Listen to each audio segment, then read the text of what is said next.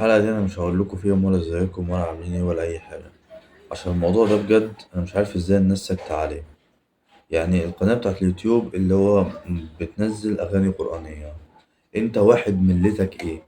أنت واحد جنسية أمك ايه؟ أنت اللي بيجري في جسمك ده دم؟ يا عم أيا كان، أنت إن شاء الله راجل يهودي، يعني معروف في العالم كله إن الإسلام دين الحق. يعني أنت هي الأديان كلها أديان ربنا سبحانه وتعالى، بس مش هينفع إن أنا أقول اللفظ ده، بس ما ينفعش إن أنت تغلط في دين مش دينك. زي ما أنت مش قابل على دينك ما تبقاش على دين غيرك.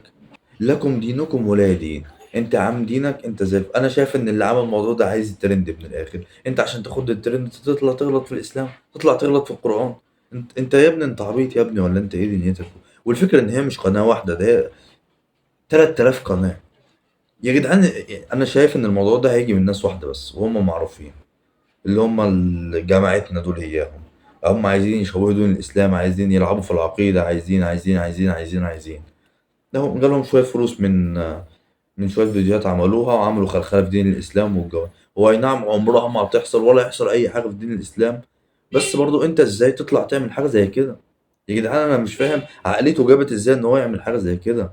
لو أنت شخص عادي، إنما لو أنت تبع الجماعة إياهم فأنت خلاص غور في الستين ده. إحنا عارفينك ومعلمين عليك كده كده. في بلاغات كتير اتعملت على القنوات دي وخلاص هتتقفل، ده اللي انا واثق منه. بس والله ما عارف، والله ما عارف اقول ايه. الموضوع مش مستاهل حلقة، اقسم بالله الموضوع مقرف يا جدعان. روح مش والله ما بتكلم. الله بكل شيء عليم.